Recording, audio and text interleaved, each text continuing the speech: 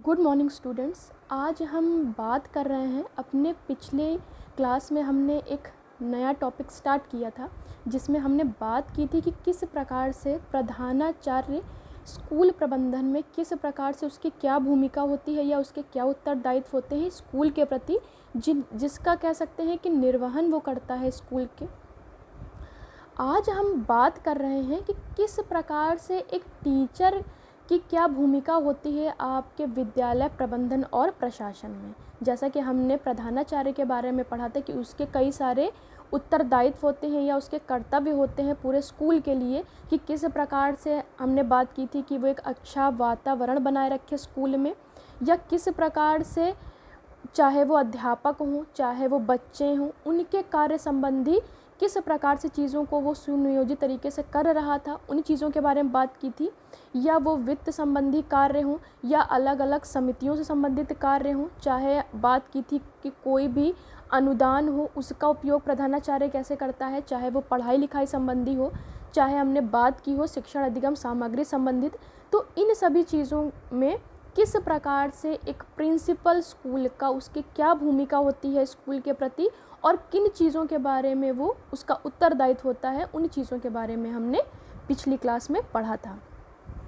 आज हम बात कर रहे हैं कि आपके विद्यालय प्रबंधन में शिक्षक की भूमिका क्या होती है। यानी जिस प्रकार से स्कूल के लिए एक प्रिंसिपल ज़रूरी होता है कि वो किस प्रकार से चीज़ों को एक व्यवस्थित तरीके से कर रहा है, उसी प्रकार से टीचर की भी क्वालिटी होती है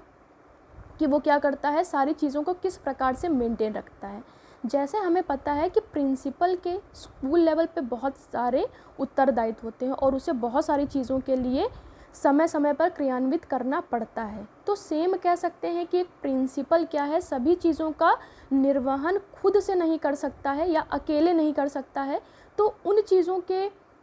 लिए वो अलग अलग टीचर को एक प्रभारी के रूप में नियुक्त करता है, जिससे कि वो टीचर क्या कर सके कि अपने जो भी उसको काम दिए गए हैं उनको वो सुचारू तरीके से कर सके। यानी प्रिंसिपल क्या करता है, चीज़ों को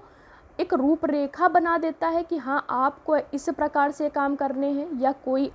अलग टीचर है उसको इस प्रकार से काम करना है। तो यानी वो टीचर को एक प्रभारी के रूप में नियुक्त करता है, जिससे क्या है हर एक काम भी सुव्यवस्थित तरीके से होता रहे और सारी चीज़ें बहुत ज़्यादा मैनेजेबल भी रहें। तो यहाँ हम देख लेते हैं जिस प्रकार से हमने पढ़ी थी कि एक प्रिंसिपल की क्या भूमिका होती है आपके स्कूल लेवल पर, वैसे ही आज हम जान लेते हैं कि किस प्रकार से आपके जो टीचर हैं उनकी क्या भूमिका होती है आपके विद्यालय प्रबंधन में। तो जैसा कि हम यहाँ पर देख रहे हैं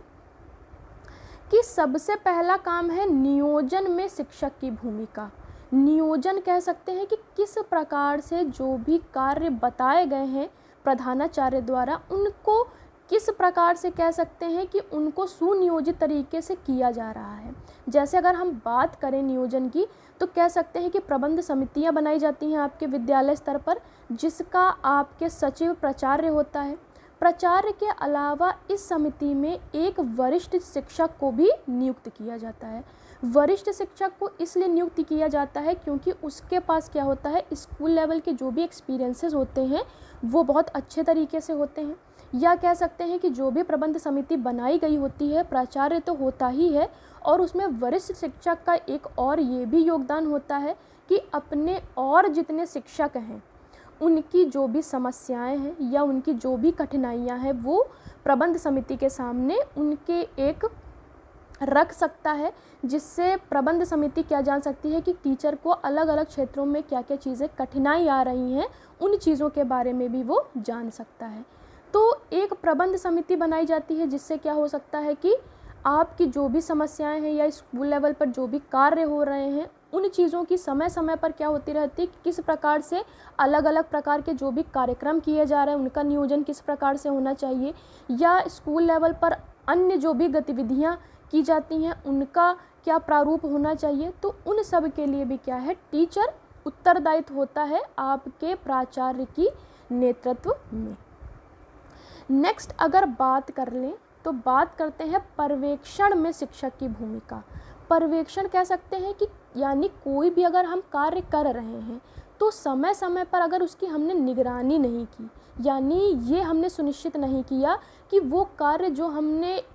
स्टार्ट किया था या जिसका प्रारूप हमने बनाया था वो सुचारू रूप से हो रहा है या नहीं हो रहा है, तो उस चीज़ को हम कह सकते हैं पर्यवेक्षण। यानी जैसे मैंने बताया आपको कि प्राचार्य क्या कर देता है कि हर एक शिक्षक को एक प्रभारी की तरह नियुक्त कर देता है, प्लस उसको ये भी सुनिश्चित कर देता है कि आपके जो भी कार्य हैं, यानी आपको जो भी कार्य दिए गए हैं वो आप स्वतंत्रता पूर्वक कर सकते हैं। यानी उनको जो भी जिम्मेदारी दी गई है वो क्या कर सकते हैं, अपने अनुसार उसे स्वतंत्रता पूर्वक कर सकते हैं। तो अगर यहाँ पर आप प्रभारी की बात करें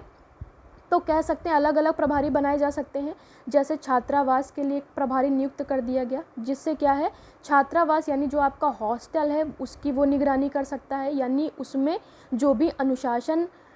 आपको मेंटेन करना है, डिसिप्लिन मेंटेन करना है, उसके लिए काम कर सकता है। या दूसरे प्रभारी के रूप में देखें तो वित्तीय प्रभारी हो सकता है, यानी विद्यालय स्तर में आपके जो भी कार्यालय है उसमें जो भी वित्त संबंधी आपके अभिलेख हैं या सूचनाएं हैं उनको क्या कर सकता है, समय समय पर उसकी निगरानी कर सकता है। या आपकी डेली बेसिस में जो कैश बुक होती है उसको देख सकता है कि किन किन कार्यों पे क्या क्या चीज़ें व्यय हो रही है। इसी तरह हम कह सकते हैं कि स्कूल लेवल पर अलग अलग प्रकार के प्रभारी बनाए जा सकते हैं जो क्या करते हैं कि आपकी किस प्रकार की कौन सी कार्य प्रणाली चल रही है और वो सुनिश्चित तरीके से या सुव्यवस्थित तरीके से चल रही है नहीं चल रही है, उसकी देखरेख या उसकी निगरानी करने का काम भी शिक्षक का ही होता है। नेक्स्ट बात कर लेते हैं, थर्ड अगर हम बात करें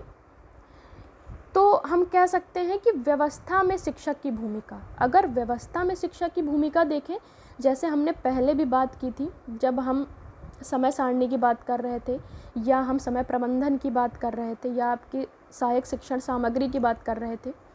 तो उन सब प्रबंधन में भी अगर हम देखें तो व्यवस्था यानी अलग अलग चीज़ों की जो भी व्यवस्था की जाती है स्कूल लेवल पे, यानी प्राचार्य ने तो क्या किया, उन चीज़ों का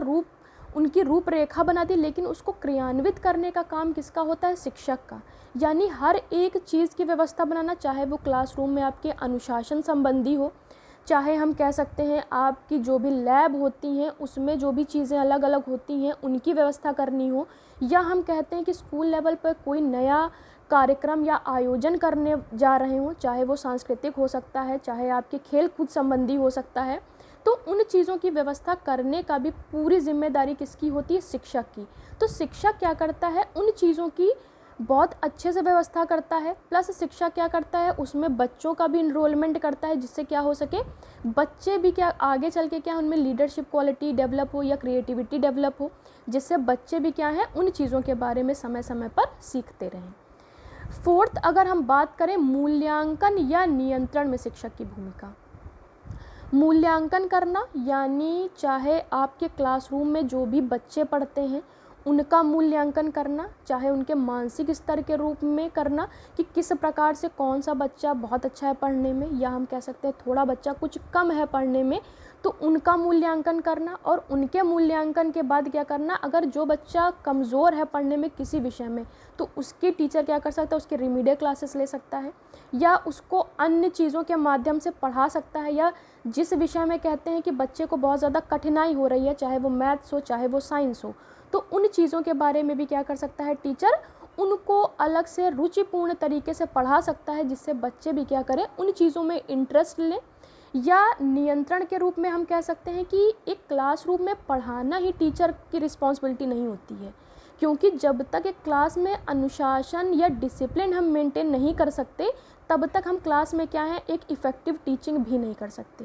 तो सबसे पहले क्या ज़रूरी है कि क्लास में हमें डिसिप्लिन मेंटेन करें, यानी एक टीचर का उत्तरदायित्व क्या होता है कि क्लास में सबसे पहले वो एक डिसिप्लिन मेंटेन करे, उसके बाद में जो भी अपना वो कार्य है, चाहे वो मूल्यांकन कार्य हो चाहे वो आपके पढ़ाने लिखाने संबंधी कार्य हो, तभी वो एक अच्छी प्रकार से कर सकता है। तो कह सकते हैं मूल्यांकन में और नियंत्रण में भी शिक्षक की अहम भूमिका होती है।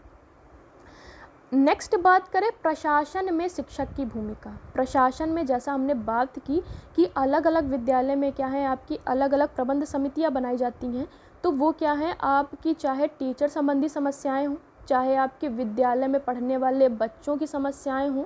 या हम कह सकते हैं भवन निर्माण संबंधी कोई समस्या हो, तो प्रबंध समिति ये काम करती है कि जो आपके अलग अलग प्रकार के प्रबंध होते हैं एक विद्यालय स्तर पर, उन चीज़ों के बारे में बनाई जाती है और उन पर जो भी आपके कार्य हो रहे हैं विद्यालय स्तर पर उन पर चर्चाएँ या परिचर्चाएँ की जाती हैं। उसके बाद में उस समिति की बातें आपकी